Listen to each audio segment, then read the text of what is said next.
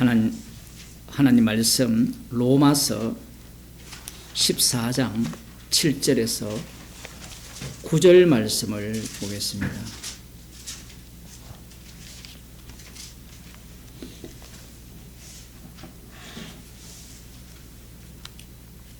신약 성경 258쪽입니다.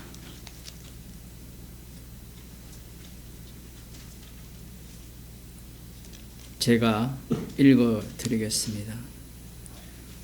우리 중에 누구든지 자기를 위하여 사는 자가 없고 자기를 위하여 죽는 자도 없도다. 우리가 살아도 주를 위하여 살고 죽어도 주를 위하여 죽나니 그러므로 사나 죽으나 우리가 주의 것이로다. 이를 위하여 그리스도께서 죽었다가 다시 살으셨으니 곧 죽은 자들과 산 자들의 주가 되려 하심이니라. 아멘. 아주 유명한 말씀이죠. 많은 이 그리스도인들이 대부분이라 해도 되겠지만 좋아하는 구절이라 이렇게 말할 수 있습니다. 물론 좋아한다라고 했을 때 이 좋아한다는 자체가 다른 의미로 해석을 할 가능성이 아주 높죠. 자, 그러면 우리가 이 본문을 읽었으니까 한번 제가 질문을 한번 던져보겠습니다. 우리 중에 누구든지 자기를 위하여 사는 자가 없고 자기를 위해 죽는 자도 없도다. 아멘입니까? 아멘하지 않는다면 우리 속에 포함이 안 돼요. 무시무시한 말씀입니다. 이 말씀은.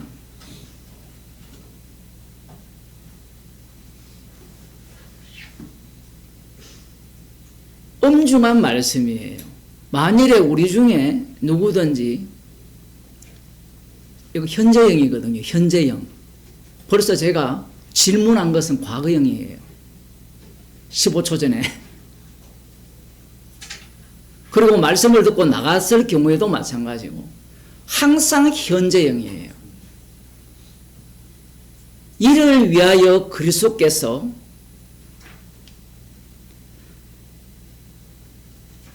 죽었다가 다시 살아나셨다라는 겁니다.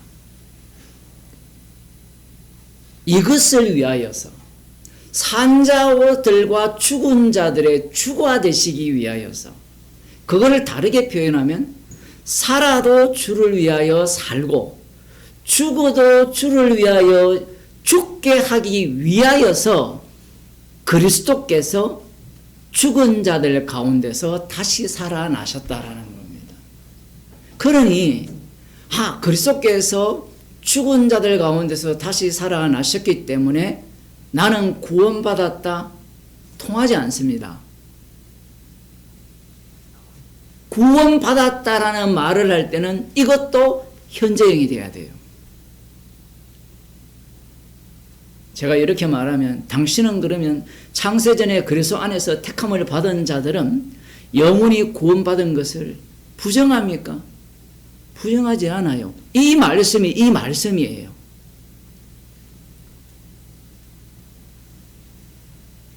미리 아신 자를 부르시고 부르신 자를 어렵다 하시고 어렵다 하신 자를 영화롭게 하셨느니라. 완료형을 썼거든요. 거기에 누가 들어가 있습니까? 우리가 들어가 있어요. 그 우리 속에 지금 방금 이 본문이 또 들어가 있어요. 그러면 인간들은 성경을 해석을 할 때 어떻게 해석을 하겠습니까? 유대교 해석 외에는 나오지가 않아요. 유대교의 해석이 뭡니까? 성경을 말씀대로, 하나님 말씀대로 완벽하게 해석해서 어디로 끌고 가요? 나의 구원의 확보. 그 구원이 확보된다면 그 다음 뭘 노립니까? 구원이 확보되었으니까 행복을 노릴 거 아니에요. 행복하려면 무엇이 또 필요합니까? 이 세상에서 물질이 필요하고 건강이 필요하고, 그럼 이 세상으로 끝나느냐? 아니에요. 천국까지 가야 돼요. 그 제목, 드라마 제목을 잘 썼어요. 천국보다 아름다운 뭐예요? 천국보다 아름다운 이 세상이라는 거예요.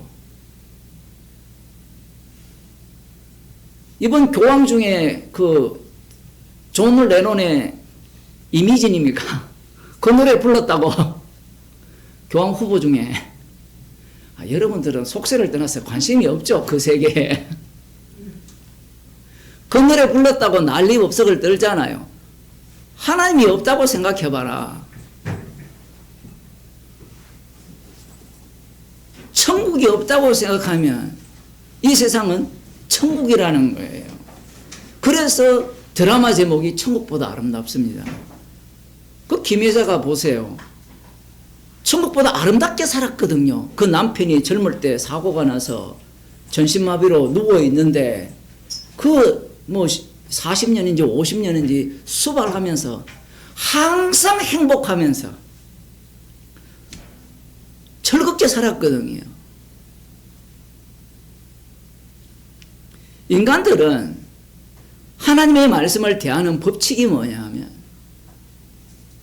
나의 구원 중심이에요. 나의 구원 중심. 나의 구원 중심이라고 이야기를 하면 우리가 뭐까지 생각해야 되느냐 하면 방금 말씀드린 바와 같이 나의 구원과 관련된 나의 천국을 꿈꾸는 겁니다. 나의 천국. 아이 목사님, 우리는 나의 천국을 꿈꾼 게 아니라 예수님의 십자가의 피로 만드신 완성하신 그 천국을 꿈꿉니다 라고 다 이야기할 거 아니에요. 그러면 십자가의 피로 만드신 천국이 어떤 곳입니까? 전 집사님 고생 많이 하셨죠? 아플 때 어떤 생각이 들었어요? 제가 대변해 볼까요? 빨리 천국 갔으면 좋겠다. 그런 생각 안 들었습니까? 들었죠? 힘드니까. 지금 그 고통받는 그 과정이 천국이거든요. 요한계시록에 나오는 눈물 없고 슬픔 없고 그런 말씀이 있으면 우리는 자꾸 눈물 없고 슬픔 없고 그것만 생각하잖아요. 그런데 거기에 눈물 없고 슬픔 없는 그 전에 눈물을 닦아준다 되어 있잖아요. 그 눈물을 흘려야 될 거 아닙니까? 그래서 요한계시록에 눈물 없고 슬픔 없는 곳에 가는 자들은 이 땅에서 눈물 흘리고 핍박받고 미움받고 제거당한 자들이에요. 그 삶이 천국이 아니라면 죽어서 내가 눈물 없는 곳으로 가겠다라는 곳은 지옥이에요. 그게 불교가 말하는 극락이잖아요. 그 극락을 앞당겨 보겠다고 비나이다 비나이다 맨날 빌잖아요. 무당들에게 왜 빕니까? 왜 무당에게 빌어야 돼요? 무당이 왜 굿을 해야 됩니까? 집안의 평안을 위해서, 자식 안 죽게 하기 위해서 아주 그 선녀와 같은 무당을 궁으로 데리고 와야 돼요. 여러분 또 드라마 안 보시니까 또 안 봐도 돼요. 그게 인간들이 꿈꾸는 겁니다. 그걸 확장시켜 보면 그 무당을 통하여서 점장이를 통하여서 뭘 권력의 영원성을 꿈꾸는 거잖아요. 무당이 안 되면 대법원을 동원하고 대법원이 안 되면 헌법재판관을 동원하면 돼요. 그 대법원이 뭐가 됩니까? 무당의 하나의 활용하는 도구에 불과한 거예요. 그러면 우리가 살아가는 모든 것들은 무엇에 의존합니까? 살아도 나를 위해 살고 죽어도 나를 위해 죽는 우리들은 뭘 의지하고 있습니까? 돈밖에 의지하지 않죠. 그거는 건강이 있을 때 아닙니까? 아니에요. 돈 한 1,000억 있으면 집사님 병 고칠 수도 있을 수도 있어요. 돈이 없어서 그렇죠.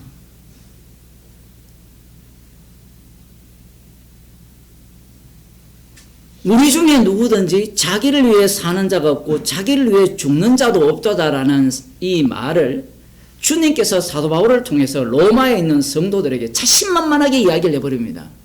귀 있는 자는 들으라 얘기해요. 귀 없는 자는 이 말씀에 대해서 온갖 분석을 다 쏟아내요.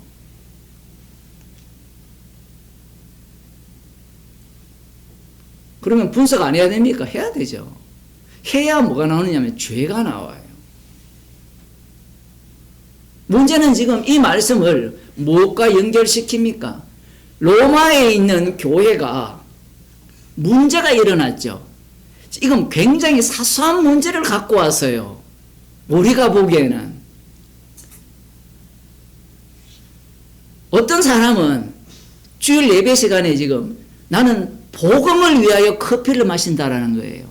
말씀을 잘 듣기 위해서 주를 위하여. 잘 들으세요. 오해하지 말고. 그러면 커피 안 마시는 사람은 어떻게 예배 시간에 컵을 입으로 가져갈 수 있어? 집중해서 말씀을 들어야지. 이 예를 드는 겁니다. 실제로 우리 마음이 얼마나 간악하고 사악하냐 하면 우리가 말씀을 들을 때 내가 취하는 그 태도의 입장에 의해서 그 행동이 옳다라고 하는 거예요. 우리 교회에다가 왜 안 오느냐면 제가 맨날 적용을 할 때 콕 집어서 적용을 하니까 관람하는 사람들, 뭐 유튜브에서 듣는 사람들은 별로 상관이 없어요. 콕 집어봤자 남 얘기니까. 또 그런 게 있잖아요. 오늘 우리 집사님이 내가 성은 안 되겠어요. 늦었어요. 기도 담당이신데. 늦고 싶어가 안 늦었어요. 오다가 차가 펑크가 났어요. 그럼 사람들이 그걸 모르면 뭐 알든 어떻든 간에 아니 기도 담당이라면 적어도 1시간 그 전보다 1시간 일찍 준비하여서 와서 해야 되지 않느냐 이런 생각 할까요 안 할까요? 하이 우리들은 믿음이 좋아가지고 우리 성도들은 아무 생각 없죠. 뭐 오나 안 오나 늦으나. 근데 그것이 상황과 맞닥뜨려집니다. 신앙생활을 오래 한 사람들은요, 이런 체험들이 다 있어요. 왜냐하면 어느 순간 되면 지가 잘났다고 생각하거든요. 그래서 로마서 14장에 나오는 이 음식 문제가 단순한 그 우상 제물에 대한 걸 먹느냐 마느냐 이 문제, 어떤 날을 중하게 여기고 어떤 모든 날을 중하게 여기느냐 이 문제의 문제가 아니에요. 이것은 주의 이름으로 모이는 교회에서만 일어납니다. 왜냐하면 지금 이것은 상호작용이에요. 주의 이름으로 안 모이면 상호작용이 안 일어나요. 뭐 제 설교를 유튜브로 듣는 사람이 많거든요. 듣는 사람은 상호작용이 안 돼요. 물론 어떤 분들은 이렇게 힘들게 연보도 해주시는데 헌금을 해주시는데 약간의 상호작용은 되죠. 왜냐하면 자기가 헌신했잖아요. 그런데 지금 여기에 나오는 모든 것들은 얼굴과 얼굴을 맞대요. 맞대니까 무엇이 일어납니까? 이 전기작용이 일어나요. 작용이 일어나니까 서로가 서로를 판단을 해요. 여러분들 지금 우리 인간이라는 자체가 선악과를 먹기 때문에 판단자거든요. 옷을 어떻게 입었느냐, 머리를 어떻게 했느냐. 어떤 사람은 교회 올 때 체육복 입고 와요. 그것도 시비가 걸립니다. 어떻게 말씀을 들어오는 사람이 세수도 안 하고 오느냐. 머리도 안 빗고 오고. 그런데 사도 바울은 뭐라고 하는가 하면 늦게 오든 펑크가 나든 우리 중에 누구를 위하여 우리를 위하여 사는 자가 없다라고 해버려요. 그러면 이 모든 일들이 주님을 위한 일이 되죠. 우리가 하는 모든 일들이. 그런데 여기에서 우리가 지금 문제가 있어요. 주를 위한다면 지금 음식 문제에 대해서 사도 바울은 판단하지 말라 했잖아요. 그러면 주를 위한다면 판단해야 됩니까? 말아야 됩니까? 판단하지 말라고 했잖아요. 그러면 판단 안 하는 것이 주를 위한 거냐라는 거예요. 제가 오늘 본문을 말씀 준비를 하면서 한 신학자들 한 50명의 주장을 뭐 칼빈 루터부터 시작해서 바빙커 팀 켈러라든가 아니면 존 파이퍼 유명한 신학자들 다 보고 그러나 세관점 학자들의 관점을 다 봤어요. 그 사람들의 공통점이 뭐냐면 하나님의 주권을 이야기를 하고 물론 어떤 사람은 그리스도의 주권을 이야기해요. 사실 이 본문에서는 주가 누굽니까? 예수님이거든요. 그리스도의 주권과 하나님의 주권이 달라요. 하나님의 주권에는 하나님의 죽음이 없어요. 하나님의 주권은 하나님이 다 하신다만 있죠. 어떻게? 일찍 출발해서 차를 몰고 오는데 펑크를 낸 것이 하나님의 주권이라는 겁니다. 주권이 되면 내가 어떤 태도를 가지면 돼요? 아, 하나님이 하신 내가 돼요. 그러면 나는 뭐가 되죠? 하나님이 하신 일이니까 나는 의인이 돼요. 그런데 그리스도의 주권이 되면 뭐냐면 죄인이 돼요. 왜냐하면 주가 어떻게 되었습니까? 죽은 자들 가운데서 살아나셔서 주가 되셨잖아요. 내 옳다가 되는 것이 아니라 죄인이 돼요. 지금 이 본문을 사람들은 이렇게 해석을 합니다. 예수님이 하나님의 주권으로 이러한 일들을 일으킬 때 우리는 이러한 일들이 일어났을 때 그 주권을 인정하고 서로 문제가 있는 부분에 대해서 제일 좋은 것은 판단 안 하는 것이 제일 좋고 그게 교회다운 교회고 그 다음 만일에 이런 문제가 일어난다면 서로 화합하는 것이야말로 성화의 삶이고 하나님이 기뻐하시는 삶이라고 해석을 하는 겁니다. 들어보니까 어때요? 지금 읽어보니까 그 얘기를 하는 것 같지 않습니까? 물론 이 개혁주의자들은 이걸 이야기하죠. 이것은 율법을 이야기하는 것이 아니다라고 이야기를 해요. 율법을.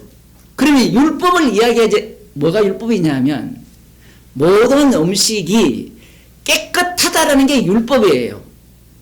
그런데 이 율법이 또 하나 있고 그 다음 또 하나는 뭐냐면 어떤 사람은 어떤 법이 나오느냐 하면 모든 음식을 나는 주를 위하여 먹겠다라는 자가 있고 먹어도 된다라고 하는 자들도 있고 어떤 사람은 주를 위하여 나는 안 먹겠다는 자가 있어요.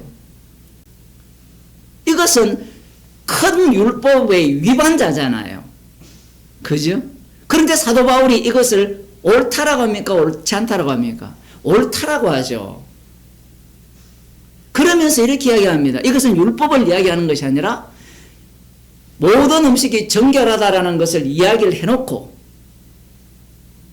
이게 말도 안 되는 논리인데요. 해놓고 그 다음 우리가 믿음이 있는 자가 어떤 자유를 취하든 하나님을 위하여서 기쁘게 하는 일이다 라고 이야기를 해요. 근데 로마서를 읽어보면 그 전체를 다 깨버리죠. 그걸 다 깨버립니다. 이 사람들의 문제가 뭐냐면 이런 상황들이 단순히 음식 문제, 날의 문제에서만 일어나는 것이 아니라 앞서 제가 예를 든 많은 그러한 어떤 성도들이 모였을 때 나오는 그 믿음의 행위들에 의해서 수많은 그 요소들이 작동을 하면서 사건들이 일어난다는 겁니다. 고린도 교회에 가면 여러 사건들이 일어나잖아요.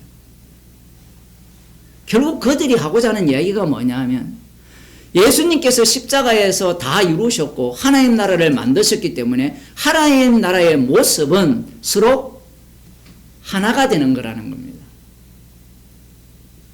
어떻습니까? 논리가. 이들의 성경 해석법이 유대교 법이에요. 분명히 예수님께서 말씀하셨잖아요. 성경은 내게 의해서 전한다고요. 그들도 물론 이렇게 이야기합니다. 그리스도 중심으로 해석해야 되는데 그리스도의 중심 해석이 뭡니까? 라고 이야기를 해야 되는데 그리스도의 중심은 우리가 서로 이런 어떤 먹는 문제가 일어났을 때 서로 판단하지 않고 서로 인정을 하면서 또 인정하는 가운데 모든 음식이 정결하다고 하니까 그 정결하다는 앞에 우리가 서야 된다. 뭐 이런 식의 논리를 피는 겁니다. 그럴듯하잖아요. 이들의 문제는 하나님 나라가 무엇 중심인지 모른다라는 겁니다. 하나님 나라는 어린 양의 피가 중심이에요. 죽임당한 어린 양이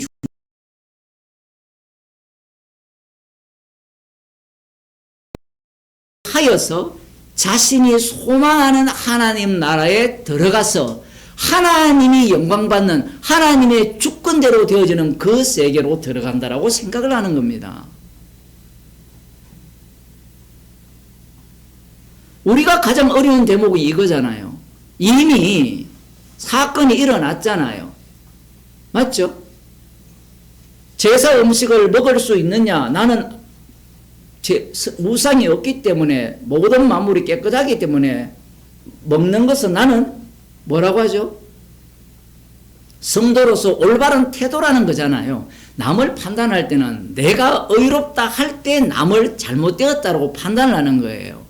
이와 달리 우상 제물은 하나님이 기뻐하지 않기 때문에 요한계시록에도 그 얘기 나오잖아요. 지난 시간 언급을 했잖아요. 우상 제물을 먹는 것은 우상 숭배에 불과하기 때문에 나는 예수 그리스도를 주로 믿기 때문에 그런 걸 안 먹겠다라고 하는 자들은 그것이 의롭기 때문에 누구를 판단합니까? 우상 제물을 먹는 자들이 옳지 않다라고 판단을 하는 겁니다. 사도 바울은 이미 문제가 일어났잖아요.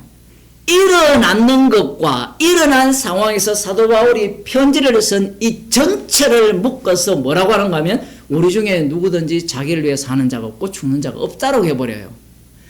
그러면 우상 제물이나 이 날에 대해서 서로 다른 견해를 갖잖아요. 서로 다른 견해를 갖고 판단하는 것조차도 누구를 위해 사는 거라는 말이에요. 주를 위해 산다는 겁니다. 말씀이 왜 그리 어렵습니까? 어려운 이유가 뭐냐면 제가 방금 이런 식으로 이야기하면 그래 그럼 판단하는 자가 뭐라고 하겠어요? 이게 주를 위하여 사는 거라고. 그래 나 판단하며 살자. 죄를 짓는 것이 우리는 죄인이기 때문에 죄를 열심히 짓자. 그런 논리 펴는 사람도 있거든요. 제가 옛날에 많이 들었어요. 복음을 제대로 알지도 못하면서 지식으로 설교를 듣고 설교라는 것은 언어로 되어지잖아요. 그 언어로 되어지기 때문에 영어로 안 듣고 하나님의 말씀으로 안 듣게 되면 언어만 남아요. 지식 정보만 남아요. 그 정보가 남게 되면 자기의 모든 것들을 자기를 위한 해석으로 해석하고 적용을 합니다. 여기에 나오는 우리 중에 누구든지 자기를 위해 사는 자 없고 자기를 위해 죽는 자 없도다. 여기에 되는 자들이 누구냐 하면 우상 제물을 나는 안 먹겠다 하면서 판단하는 자고 우상은 없기 때문에 나는 모든 것을 먹으면서 판단하는 자들이에요. 이런 자들이 아니면 주를 위해 산다, 주를 위해 죽는다가 성립이 안 돼요. 말씀이 되게 어렵죠. 주를 위해 살고 주를 위해 죽으면 우리는 어떻게 살아야 됩니까? 라는 질문을 하잖아요. 제가 설교할 때마다 죄인이 되면 된다고 했죠. 그런데 지금까지 사람들은 이 본문을 설교를 할 때 죄인이 될 생각을 하지 않고 죄인이 안 되는 방식으로 본문을 해석을 하는 거예요. 죄인이 안 되는 방식으로. 죄인이 안 되려면 우리가 지금 한 10명 정도 모여 있는데 우리들 모두가 음식에 대해서는 어떻게? 똑같은 생각을 가지면 돼요. 똑같은 생각. 그래서 이 사이비 집단들은 획일화 시키거든요. 우리는 어떤 마음을 갖고 있는가 하면 주의 이름으로 하나가 되라 하니까 이 하나가 되는데 마음이 뺏기죠. 하나가 되는데. 이 하나라는 것은 에베소서에도 나와요. 모든 것이 그리스도 안에서 통일되게 하려 함이라. 그리스도 안에서 통일이잖아요. 그러면 그리스도 안이 어떻게 만들어집니까? 십자가의 피로 만들어져요. 그러니까 십자가의 피로 만들어지려면 서로가 충돌이 일어나야 돼요. 우리는 죽을 때까지 충돌됩니다. 사람들은 예수님 믿는다면 충돌 안 해야죠라고 하잖아요. 어떻게 충돌 안 합니까? 충돌 안 하면 무건 수행하면 돼요. 입만 다물면 충돌을 안 해요. 그런데 입을 다문다고 그게 됩니까? 마음속에 사람을 만나는 순간 온갖 판단과 온갖 비난이 다 나오는데 그래서 에라 모르겠다 속세를 떠나자 나오는 거예요. 거기 기대로 하면 해결이 될까요? 어떤 때는 산새들 소리가 짜증나거든요. 물소리도 짜증나고. 그래서 그걸 피하기 위해서 이렇게 저렇게 피해 다닐 거 아닙니까?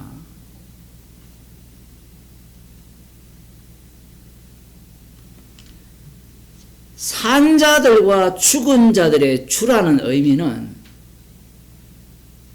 십자가 지신 분이 죽으시고 부활하셔서 주가 되셨잖아요. 그럼 주가 어느 자리에서 되느냐면 십자가에서 주가 되셨어요.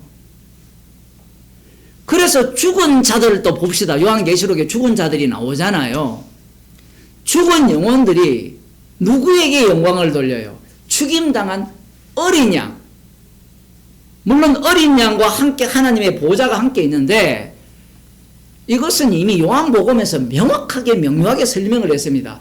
아들을 영화롭게 하는 것이 아버지를 영화롭게 하는 것이기 때문에 이 죽임당한 어린 양을 찬양해요. 죽어서도.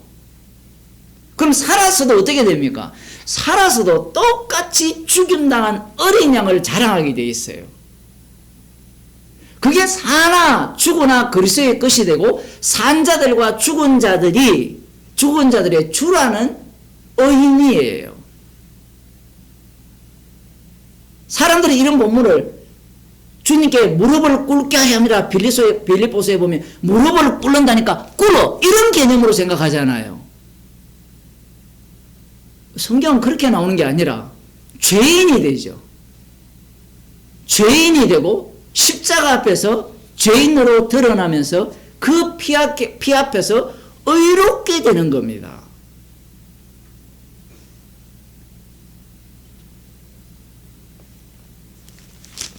출애굽기를 보겠습니다. 출애굽기를 유대인들이 보게 되면 자기 영생 구원 중심으로 보겠죠. 그러면 유월절 어린 양의 피로 그들이 구출을 받았잖아요. 그러면 구출을 받은 이후에 시내산에서 율법을 받습니다. 그 율법을 받게 되면 그 율법 안에는 인간들의 그 육적인 활동들을 근거로 하여서 율법이 주어졌잖아요. 나 외에 다른 신을 섬기지 말라라는 이 말씀부터 들여다보게 되면 그들이 개별적으로 홀로 있는 것이 아니라 그들이 어디로 들어갑니까? 이 성경이 이게 흥미로운 점은 이런 거예요. 애굽에서 나오죠. 그 애굽이 어떤 곳이에요? 우상숭배의 전당이잖아요. 애굽이. 그럼 광야는 어떤 곳입니까? 광야는 아무것도 없죠.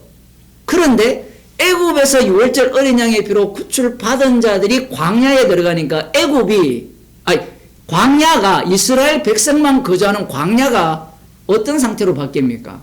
애굽으로 바뀌죠. 그럼 그들이 약속의 땅에 들어갈 때 약속의 땅이 공백입니까? 아니면 우상숭배로 가득 찬 곳입니까? 우상숭배로 가득 찬 곳이죠. 그 속에 들어가게 되잖아요. 지금 율법이라는 것은 공백 상태에서 주는 게 아닙니다. 로마서 14장도 마찬가지예요. 공백 상태에서 주는 게 아니라 모두가 다 이미 복음을 들은 자들이고 복음을 들은 입장에서 모두가 다 무엇이 옳다라는 것을 다 갖고 있는 입장이에요. 하나님께서 우리에게 성령을 통하여서 구원을 주실 때 옳다라는 걸 갖고 구원을 주십니다. 십자가가 옳음을 다 부정한다면서요. 십자가가 옳음이잖아요. 그러면 십자가가 나오는 현장 하나하나를 옳음으로 말씀을 합니다. 여기 로마서 14장에도 그 얘기를 하는 거예요. 무엇이 옳은가를 명료하게 이야기하는데 그 옳음을 통하여서 주님은 십자가 사건을 일으켜요.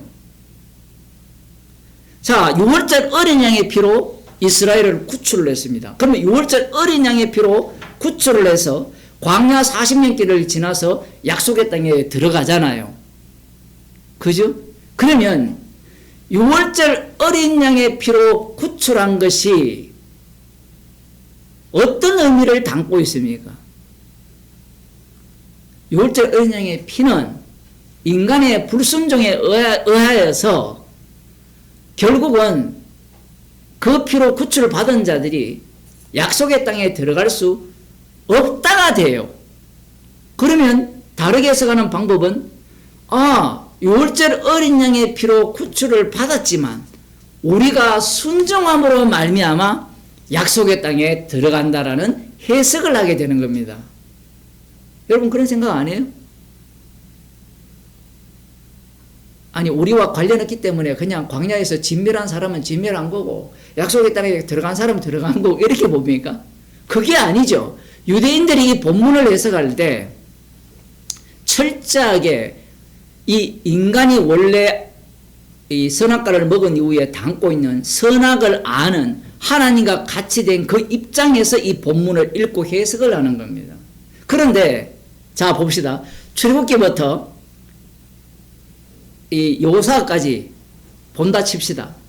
이 전체를 이렇게 해석해 봅시다. 우리 중에 누구든지 자기를 위해 사는 자가 없고 자기를 위해 죽는 자가 없도다. 이렇게 적용해 봅시다. 가능합니까? 불가능합니까?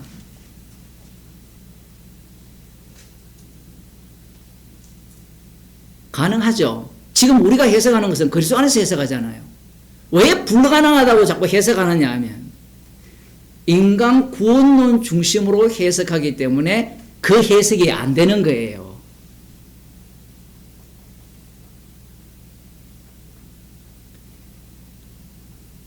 조금 더 확장을 해보면요. 여기 출애굽할 때 하나님께서 바로를 강팍케 하셨잖아요. 왜 바로를 강팍케 했습니까? 여호와임을 알게 하기 위해서. 제가 금요일날 설교를 했잖아요. 여호와임을 알게 하기 위해서, 여호와의 이름을 드러내기 위해서 바로를 강팍케 하셨어요. 제가 여호수아 6장을 할 때 말씀을 드렸잖아요. 하나님께 온전히 바쳤다라는 것은 봉헌물이에요. 긍정적으로. 그런데 이 우상 숭배하는 자들을 진멸하는 것도 봉헌물이에요. 왜 둘 다 봉헌물이 되느냐 하면 여호와의 이름을 위한 것이기 때문에 그렇습니다. 이것이 이제 천국과 지옥으로 나눠지는데 예수 그리스도가 심판주의심을 드러내기 위해서 지옥을 봉헌물로 천국을 봉헌물로 만든 거예요. 우리 중에 누구든지 자기를 위해 사는 자가 없고 자기를 위해 죽는 자도 없도다 라고 이야기하면 마태복음에서는 제자들에게 이렇게 가르치죠. 너희는 이렇게 기도하라. 하늘에 계신 우리 아버지요. 그 기도를 누가 했을까요? 가룟 유다도 했어요. 모든 제자들이 했어요. 우리를 위하여 기도했는데 우리 속에 자기를 집어넣고 기도했는데 그 우리 안에는 나를 부정하고 제거해버리는 우리가 돼요. 거기에는 두 요소가 나오죠. 가룟 유다는 완전히 지옥 보내는 우리가 있고, 또 하나는 부정당했는데 다시 어디로 들어옵니까? 우리 속으로 합류당하는 우리가 있어요. 성경은 이렇게 봐야 돼요. 전체적으로. 그런데 이 목사나 신학자들이 성경을 볼 때 전체적으로 안 봅니다. 왜 안 보려고 하느냐면 전체적으로 봐버리면 모순이 너무 많기 때문에 그래요. 모순이 너무 많기 때문에.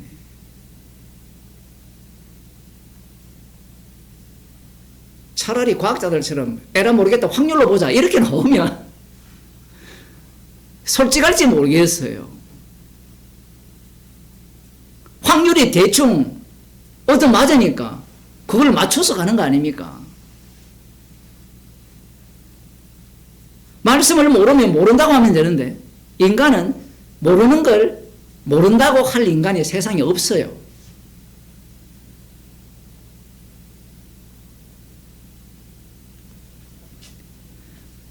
누구든지 우리를 위해 사는 자가 없고 누구든지 우리를 위해 죽는 자가 없다는 말씀을 딱 집어넣으려면 이 말씀을 위하여서 어떻게 행하십니까? 여호와께서 애굽을 바로의 군대를 진멸해버리고 율법에 불순종하는 자들을 진멸해버리고 할례받지 못한 자들을 길갈에서 할례받게 하여서 약속의 땅으로 인도하시고 그 다음 전체를 이제 이스라엘 역사 전체를 봅시다.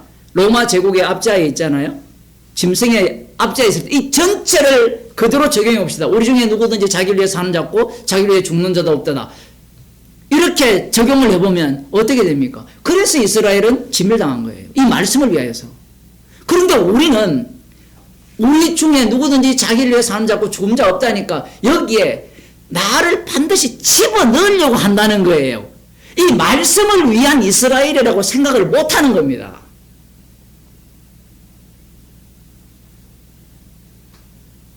구약을 아무리 읽어도 여호와의 이름을 위하여서 이스라엘을 만들었다라고 생각도 못해요. 다르게 표현하면 6월절 어린 양의 피로 장자를 만들었잖아요. 그러면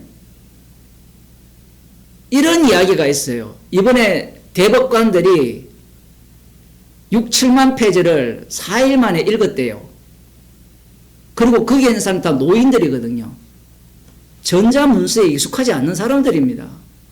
우리 딸 정도는 전자문서를 이렇게 읽거든요. 표현을 하면. 이렇게 못 읽어요. 아마 이렇게 넘겨도 4일 만에 넘길지 모르겠지만.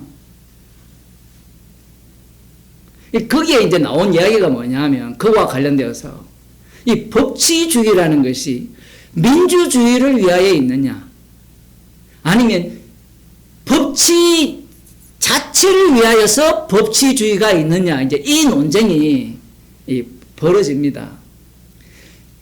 계엄을 옹호하는 쪽에서는 법치를 위하여서 법치가 있다는 거고 법이 있다는 거고 계엄을 반대하는 쪽에서는 이재명파 쪽에서는 민주주의를 위하여서 법치가 있다는 거예요. 제가 이 이야기를 왜 하느냐 하면 방금 6월절 어린 양과 장자가 있잖아요. 이 상관관계를 인간들은 어떻게 해석을 하느냐라고 하면 장자를 위하여서 6월절 어린 양이 있다라고 하는 겁니다. 그렇게 되면 장자가 제거돼야 돼요? 제거되지 않아야 돼요? 제거되지 않아야 되죠. 주님께서 자신의 피로 새 이스라엘을 창조했잖아요. 연속성이 있습니까? 없습니까? 이스라엘이라는 이름은 연속성이 있는데 실제로는 불연속성이잖아요. 유대인들이 이스라엘 백성들의 해석법이 어떠냐 하면 6월절 어린 양의 피가 우리를 위해서 있다라는 거예요. 그러면 율법도 누구를 위해서 있다고 해석할까요? 우리를 위해서 있는데 문제는 우리가 율법을 안 지켜서 약속의 땅에 못 들어갔고 약속의 땅에 들어갔지만 우리가 선지자들이 외치는 그 율법에 순종하지 않았기 때문에 바벨론 포로 그 다음 이제 메데파사 헬라 마케도니아 로마 제국의 압자에 있다라고 해석을 하는 겁니다. 이게 기본적인 해석이에요. 이 해석에서 어떤 인간도 못 벗어나요. 그런데 예수님이 이 율법은 내게 대해서 전한다고 해버립니다. 육신을 입고 오셔서 십자가에 달려 죽으시고 모든 것을 다 이루시는 예수님에 대해서 전가한다고 하니까 이게 누가 가만히 있겠습니까? 원래 대한민국이 민주주의 국가잖아요. 그러면 법이라는 것은 민주주의를 위해서 있는 거잖아요. 이거 당연한 거잖아요. 제가 잘못됐어요? 만일에 우리가 북한이라면 법이 누구를 위해서 있어야 돼요? 김정은을 위해서 있어야 되잖아요. 제가 다른 나라는 예를 안 되겠어요. 그거 기본이잖아요. 문제가 뭐냐면 인간들은 방금도 북한과 한국이 다른 예를 들어 다르다라고 해석하잖아요. 법에 대해서. 법이 다르잖아요. 똑같은 법을 이야기를 하더라도 똑같은 자유, 똑같은 민주주의를 이야기하더라도 북한은 철저하게 김정은을 위해서 해석을 하잖아요. 모든 자유와 민주와 번영이. 그럼 이 대한민국은 뭐예요? 자유와 민주와 번영이 누구를 위해서? 모든 국민, 주권이 있는 국민을 위한 거잖아요. 각 개인. 사실 각 개인은 김정은을 꿈꾸고 있어요. 이게 이 성경 구약 역사가 왜 중요하냐면요. 되게 흥미롭다 했잖아요. 예전에 한번 설명했잖아요. 바벨탑이라는 것은 물론 이 뛰어난 어떤 엄청난 힘을 가진 니므롯이 등장을 해서 힘 중심으로 모이는데 거기에는 서로 경쟁 관계가 없어요. 알아서 신할 평지로 갑니다. 알아서 가는 이유가 뭐냐면 나도 저 니므롯 같은 자가 될 수 있는데 그 방법은 뭐냐면 그 권력에 기대는 방법이에요. 그렇게 되면 뭐가 되느냐면 제국이 만들어져요. 제국이. 그런데 이것이 이제 깨어지고 분산이 되면 나라는 계속 만들어집니다. 분산이 되잖아요. 분산이 되어서 민주국가가 되면 주권이 국민 개인에게 있잖아요.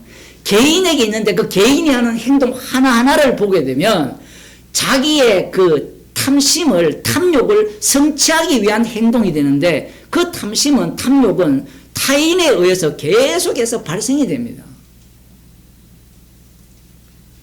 그 탐욕을 다 이루려면 남을 죽여야 돼요.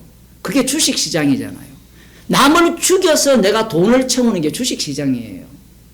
남이 죽지 않으면, 남이 돈을 잃지 않으면 내가 돈을 벌 수가 없어요.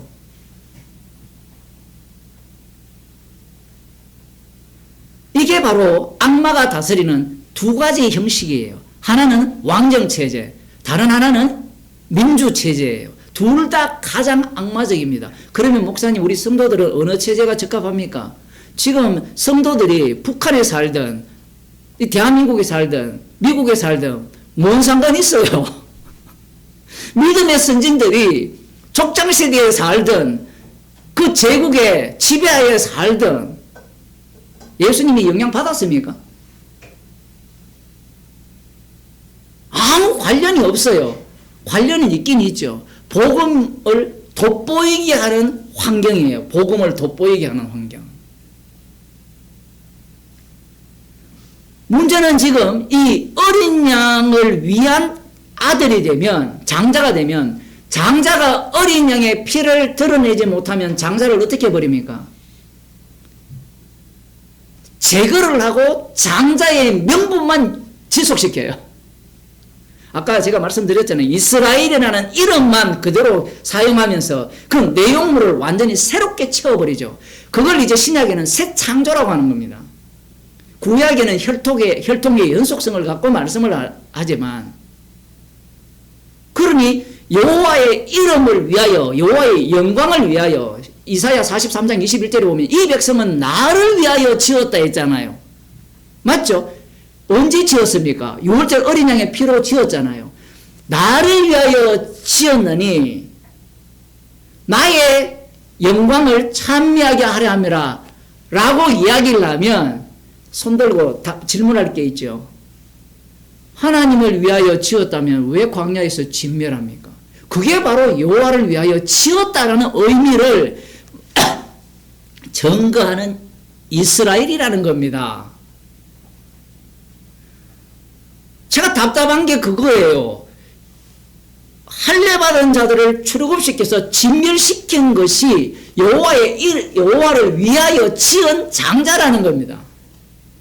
그럼 여기에 또 이제 손들고 모세가 약속의 땅에 못 들어갔지만 그들이 다 천국 갔지 않습니까? 천만의 말씀이에요. 성경은 그렇게 말한 적이 없어요. 모세는 천국에 들어갔지만 나머지는 어떻게 됐는지 말씀하지 않습니다.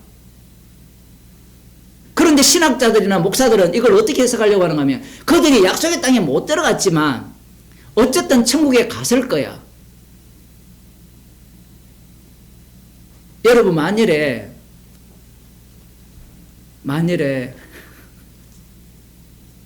대마 같은 사람이 결론 부분이 없다면 어떻게 여러분 해석하겠어요?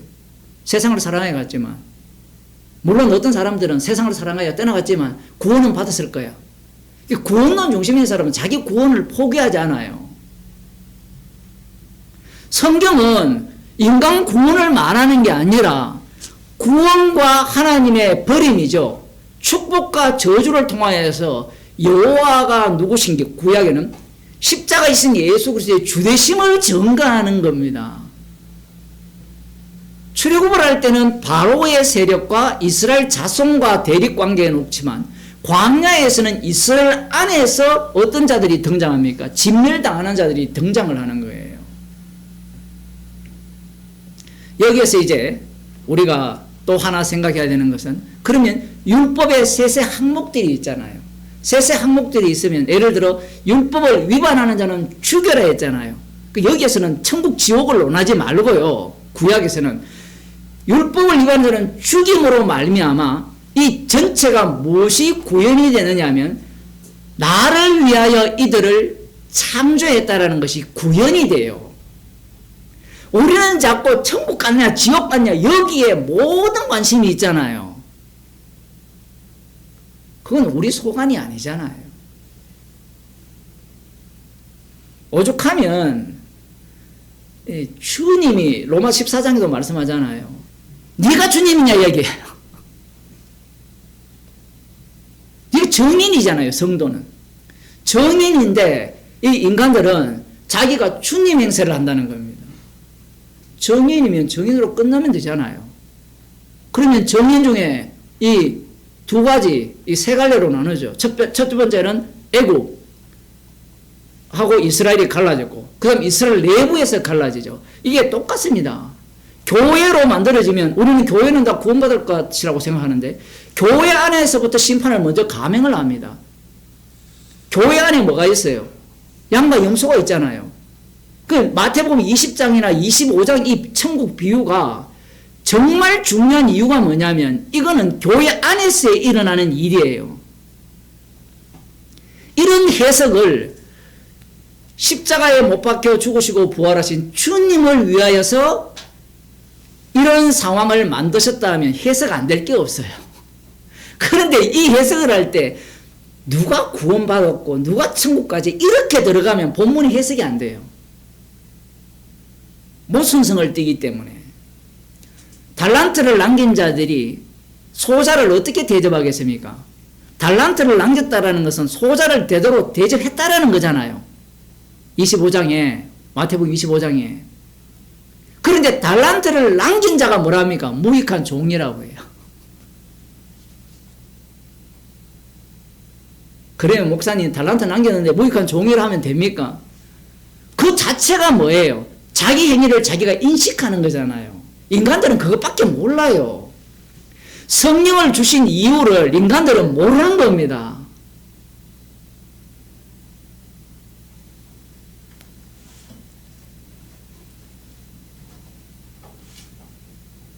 그러면 목사님, 그러면 이 광야에서 진멸한 자는 다 지옥 갔습니까? 그것도 설명이 안 돼요. 대신에 우리가 창세기로 가게 되면 아주 흥미로운 대목이 나오지 않습니까? 이 야곱, 이삭이 눈이 멀어서 이제 언제 죽을지 모르겠다는 그 시점에서 이제 에서를 불러서 장자의 축복을 해주려고 합니다. 창세기 27장에 보면, 자, 이삭은 태중에 있을 때 하나님께서 큰 자가 어린 자를 섬길 것이라는 이 말씀을 제대로 해석을 했습니까? 못했습니까? 우리는 옳은 걸 알고 있잖아요. 제대로 해석 못했잖아요. 그러면 이 이삭에 대해서 살아도 주를 위하여 살고 죽어도 주를 위하여 죽나니를 적용할 수 있어요? 없어요? 있어야 돼요. 이삭은 약속의 자녀잖아요. 그러면 이런 엉터리가 살아도 주를 위하여 살고 죽어도 주를 위하여 죽나니에 해당될 수 있느냐? 바로 그 말씀은 십자가를 이야기하는 거거든요. 그렇게 되면 이삭이 눈이 어두워서 자기가 취향대로, 이삭은 사냥한 고기를 좋아하기 때문에 에서를 좋아했어요. 그러면 단지 사냥한 고기를 좋아했기 때문에 에서를 좋아했느냐? 이삭의 입장에서는 하나님의 약속 장자권은 어디로 갑니까? 장자로 흘러가야 된다는 입장이에요. 그리고 큰 자가 어린 자를 섬긴다 했을 때 이삭은 이렇게 해석했을 가능성이 아주 높습니다. 이삭을 정말 말씀을 멸시하는 자로 보지 마세요. 말씀을 신뢰하는 자고 리브가도 신뢰하는 자입니다. 큰 자가 어린 자를 섬길 것이다. 이 민족이 저 민족보다 더 강할 것이다 라고 이런 해석 말씀을 주어졌을 때, 그래 에서야 네가 큰 자잖아. 네가 섬겨.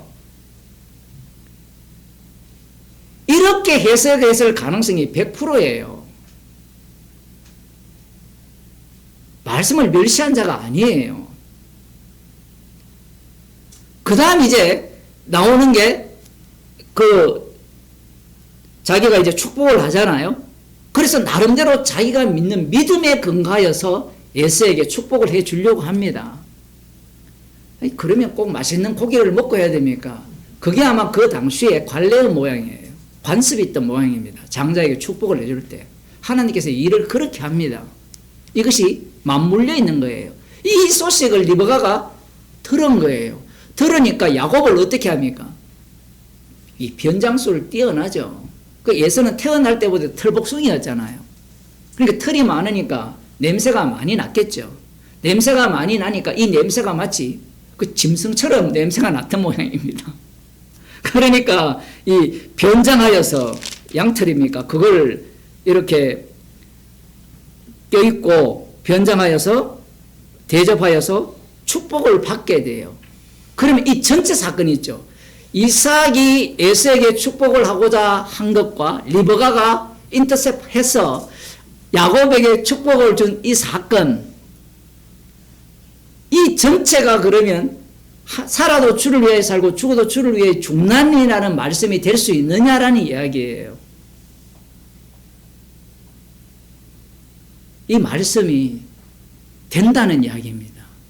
왜 그러냐면 이삭의 영적 무지죠. 표현을 하면 그 한계성을 드러내고, 그 다음 또 리브가의 그 속임수. 야곱은 또 어땠습니까? 이전에 이미 팥죽 한 그릇 기회를 노리다가 배가 고프니까 장자의 명분이 중요합니까? 그게 무엇이 중요하다고? 장자에는 축복만 받으면 되잖아요.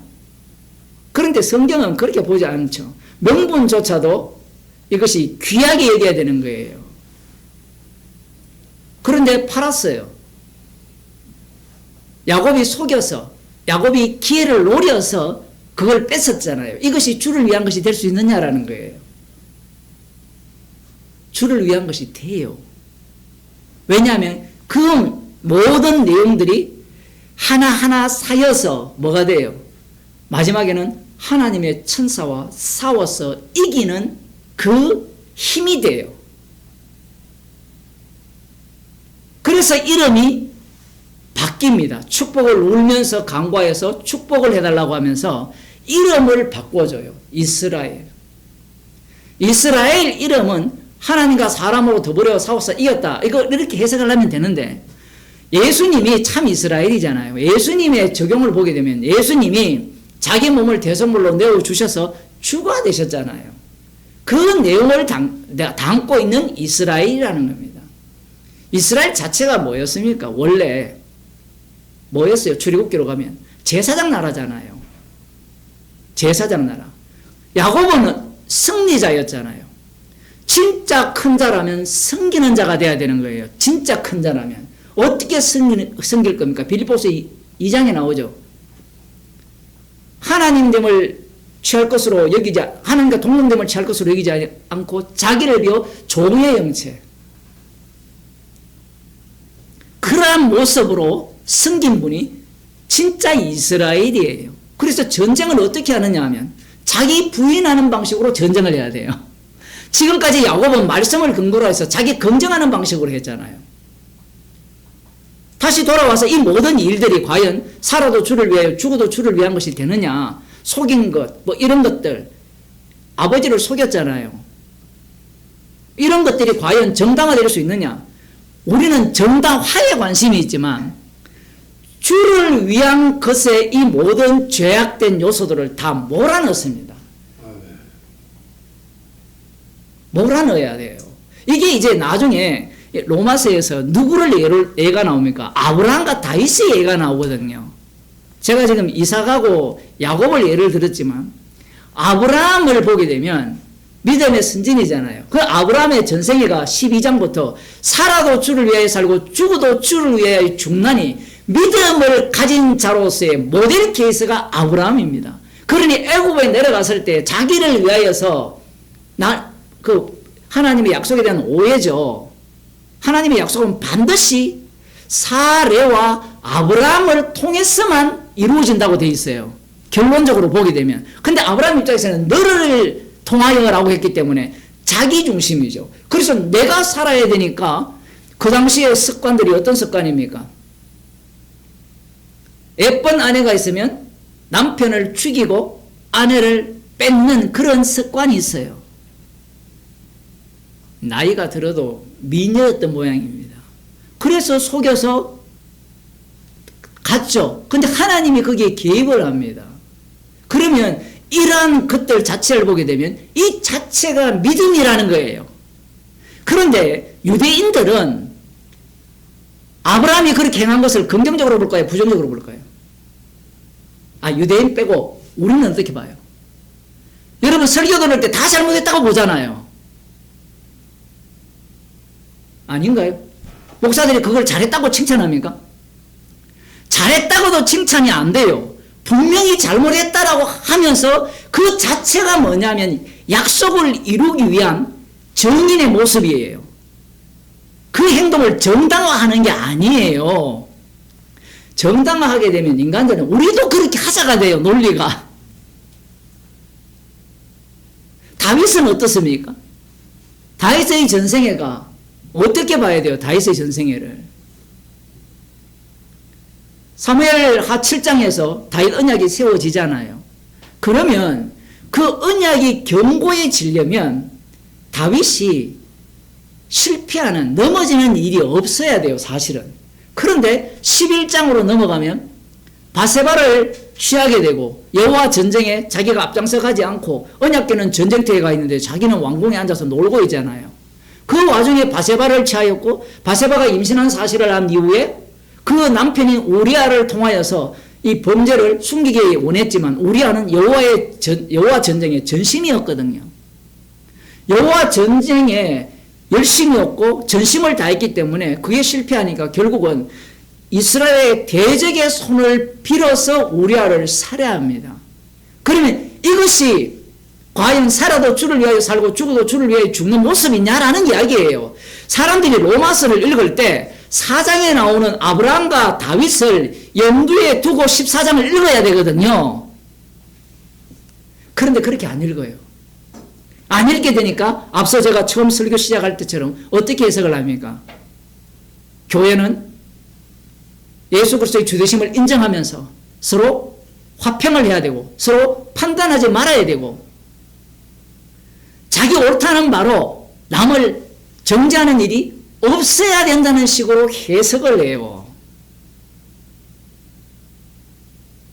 끊임없이 그것을 위하여서 예를 씁니다. 그게 될까요, 안 될까요? 그거 한번 해보려고 수도원 만들고 수녀원 만들잖아요. 됩니까? 들어가면 더 지저분한 죄들이 나와요. 교황제도 코미디잖아요. 너희 중에 누구든지 부리는 자가 되지 말라는데 다 부리는 자잖아요. 어떻게 부립니까? 겸손한 자가 하면서 부리잖아요. 주님이 그거 하나 모를까요?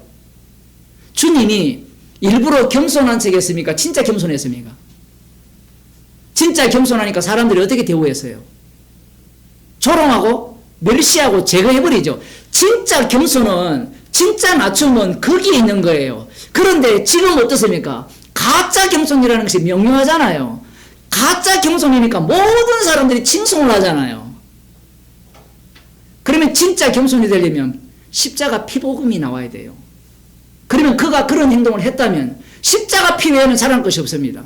여러분, 우리가 무슨 일을 하더라도 내가 아무리 낮추더라도 나는 죄인 중에 개수일 뿐이고 십자가의 원수일 뿐입니다. 이런 이야기를 해야 돼요. 그러면 누가 칭송하겠어요?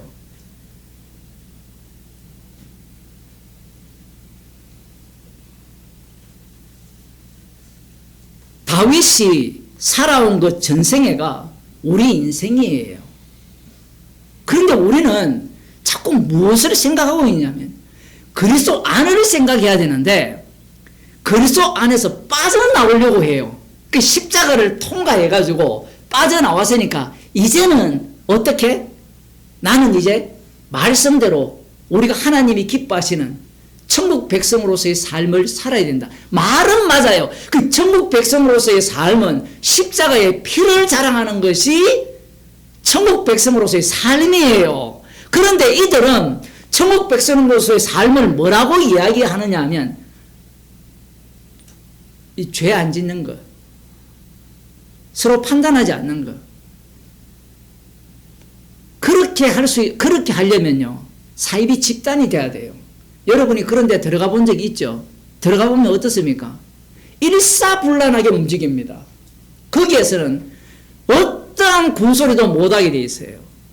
어떤 이 성도님들은 설교를 이런 식으로 하지 말고 1시간 20분이나 니 혼자 죽겠지 말고, 죽겠다는 걸 말한다는 거거든요. 같이 토론식으로 하자는 겁니다. 토론식을 해도 돼요. 왜 그런 말을 하느냐면 목사들이, 성도들이 질문을 하면 들어줘야 되는데, 기도합시다. 성경 보세요. 지 모르면 모른다 하면 되는데, 그러니까 신천지로 가는 거예요. 그 똑똑한 교수들이나 법조인들이, 선생들이. 제가 말은 똑똑하다 했지만 그 사람들 아무것도 몰라요. 뭐 교사 출신 뭐 아는 게 뭐가 있어요. 자기가 아는 분야가 그게 다인데. 의사들이 아는 게 뭐가 있어요. 물론 책을 많이 읽은 사람도 있겠지만 법조인들도 마찬가지예요. 그 수준에서 옳음을 나름 아니까 성경을 나름 옳은 방식으로 계속해서 가르쳐 주니까 지적 욕구가 충족이 되는 겁니다. 그러니까 거기에 빨려 들어가는 거예요. 로마서를 100번 읽어보세요. 복음이 나오는 거.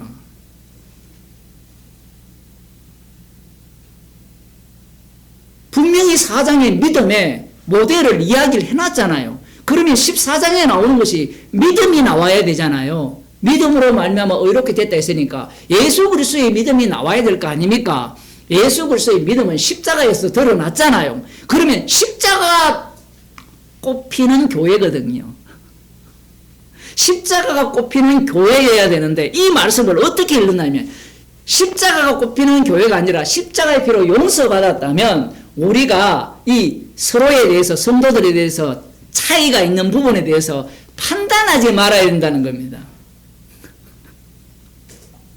판단하지 말아야 되니까 이제 판단 안 하게 되면 우리는 뭐가 되죠? 하나가 된다는 겁니다.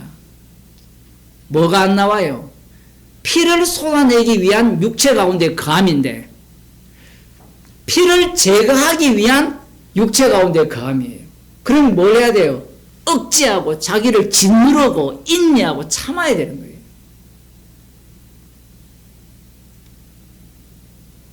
그걸 견디지 못하면 그 조직에서 튀어나가 버리고 그걸 견뎌서 자기가 이제 윗단계에 올라가면 거기에서 행세하면서 그 집단에 계속해서 머무르는 겁니다.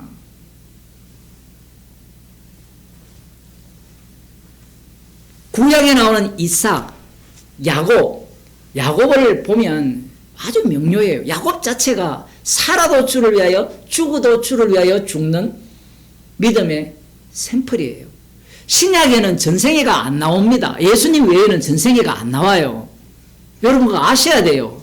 구약에만 나오죠. 물론 사도 바울이 거의 비슷하게 나오지만 거의 안 나와요. 대략적인 것만 나오잖아요.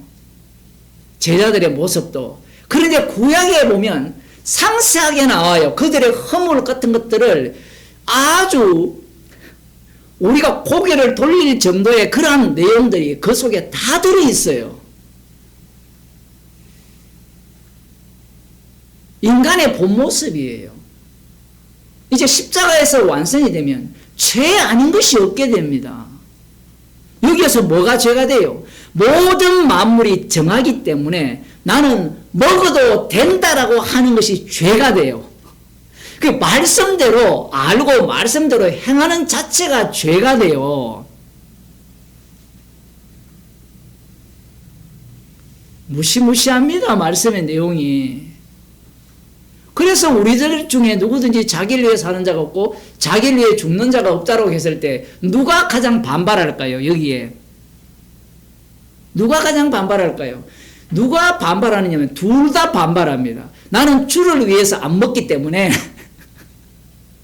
내가 옳다고 하기 때문에 저들은 주를 위해 사는 자가 아니야 라고 이야기합니다. 여러분도 이런 체험을 좀 하셔야 되는데 기도를 오래 하시던가 헌금을 많이 하시던가 주일 예배를 한 번도 안 빠지시던가 그러면 우리 중에 누구든지 자기를 위해 사는 자가 없고 자기를 위해 죽는 데 없다 하면 뭐라고 이야기했어요? 저 헌금 안 하는 사람에 대해서 뭐라고 하겠습니까? 쟤는 헌금도 안 하면서 이러한 죄를 지금 책망하는 거예요. 그게 성령의 일입니다. 그럼 목사님 책망 안 들으면 어떡합니까? 안 들으면 안녕히 계세요 해야죠. 방법이 없습니다. 그건. 그래서 성경을 해석할 때 방금 목사님은 우리라고 했잖아요. 그래서 아까 이야기했잖아요. 그 우리 안에는 우리를 배제하는 우리가 들어갈 수도 있고 그 우리 안에 나는 뺍시다. 우리와 우리이니까 그 우리를 포함하는 우리가 들어갈 수 있는 거예요. 이게 말씀의 능력이에요.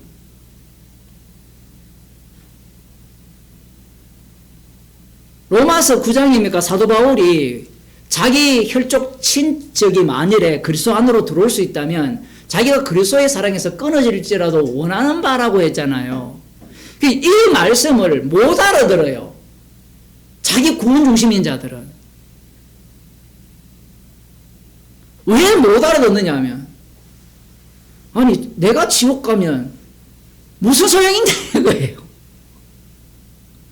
말로는 뭐라 했습니까? 살아도 주를 위하여 죽어도 주를 위하여 거기에는 내가 그리스도의 사랑에서 끊길지라도 주를 위하여 안 끊길지라도 주를 위하여가 다 포함되잖아요. 그런데 성경을 해석할 때 자기 자리는 끝까지 사수를 해요. 이 사수 못한다고 우리가 밤마다 배우고 있잖아요. 여러분 밤에 밤새는 분 계세요?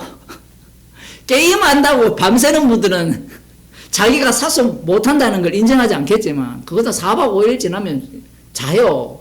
잘 때 사수 못하잖아요.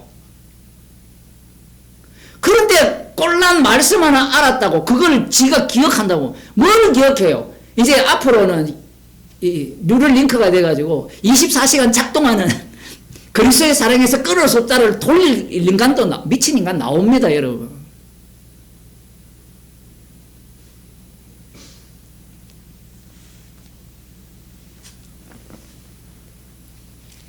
다시 로마서로 돌아와서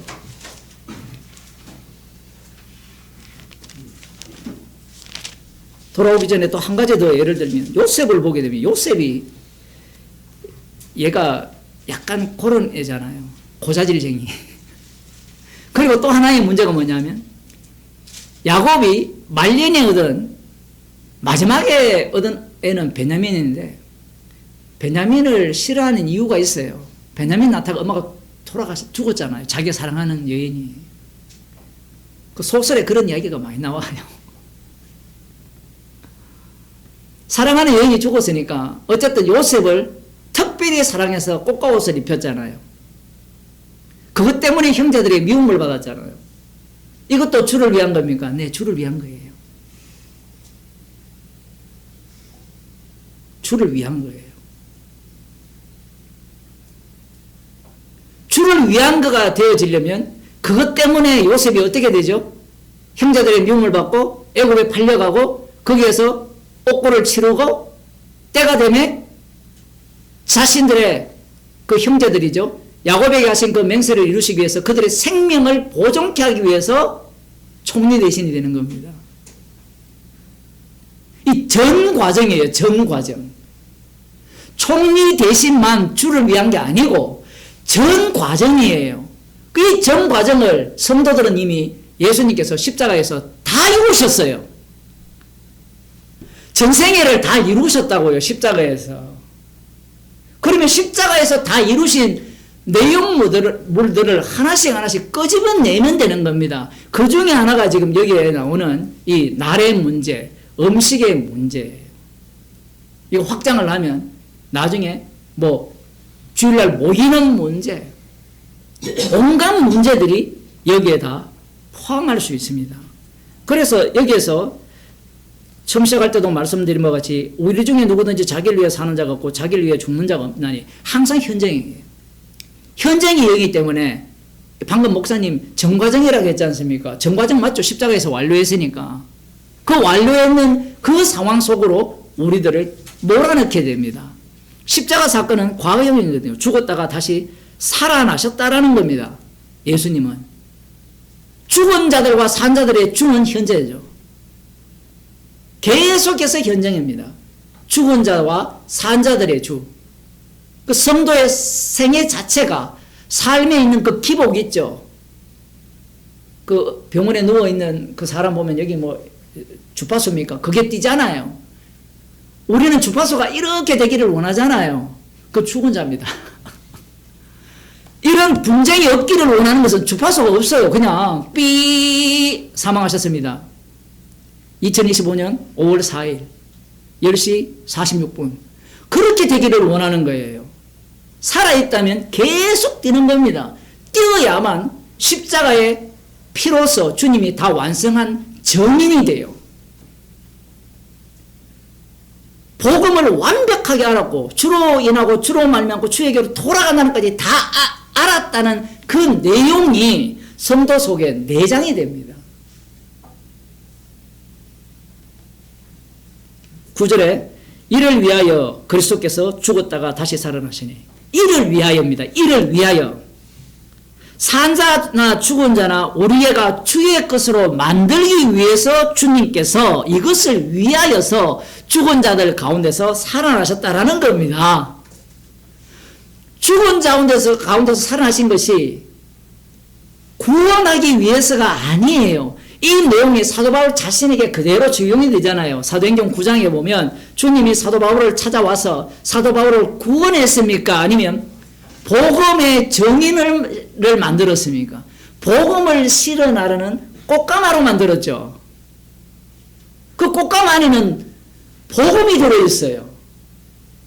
수레하면 기분 나쁘잖아요. 꽃가마를 다르게 표현하면 성전입니다. 이것을 위하여서 죽은 자들 가운데서 부활하신 거예요. 그런데 인간들은 내 구원을 위하여서 그럼 산 자들과 죽은 자들의 주가 되면 아까도 이야기했지만 죽은 자들의 주라는 것은 요한계시록에 명확하게 나오고요. 산 자들의 주라는 것은 이러한 어떤 상황 속으로 내몰아서 계속해서 십자가에서 다 이루셔서 그 십자가 자리가 주되심의 자리임을 계속해서 드러내시겠다는 겁니다. 그것을 위하여서 주께서 죽었다가 다시 살아나셨고요. 그 뒤에 보면 죽은 자들과 산 자들의 주가 되려 하심이라. 주 개념을 다시 한번 정리해드리면 십자가가 주가 되는 자리예요. 그래서 하나님의 주되심, 하나님의 주권 운운하는 자들은 유대교입니다. 주권 운운을 하니까 이 말씀을 어떻게 해석을 해요? 예수 그리스도의 주권을 그대로 이용하더라도, 인용을 하더라도 세관점 합파들은 예수 그리스도의 주권을 이야기하거든요. 예수 그리스도의 주권을 인용해도 결국은 어떻게 이야기하느냐면 이 말씀대로 화평하고 차이점을 다 깨고 서로 용납하고 용서하는 그 모임이 바로 하나님이 기뻐하시는 영광된 모임으로 해석을 해요. 주 개념이 전혀 달라요. 그래서 그들은 십자가로 안 끝나요. 십자가를 이야기를 하는데 십자가를 지나가요. 그래서 부활을 이야기하는 겁니다. 계속해서. 그러니 그들의 겉모양은 기독교지만 실제로 내용은 뭡니까? 유대교라는 겁니다. 기도하겠습니다. 하나님 아버지, 우리가 살아도 주를 위하여, 죽어도 주를 위하여 죽는 자로 만들어주심을 감사드립니다. 사나 죽으나 그리스도의 그 시기에 십자가의 피 공로만을 자랑하는 우리들이 되게 하여 주옵소서. 주 예수 그리스도의 은혜와 하나님 아버지의 크신 사랑과 성령의 교통하심이 산 자와 죽은 자들의 주가 되시기 위하여서 죽은 자들 가운데서 살아나신 주님의 증인이 되기를 소원하는 주의 백성에게 축원하옵나이다. 아멘.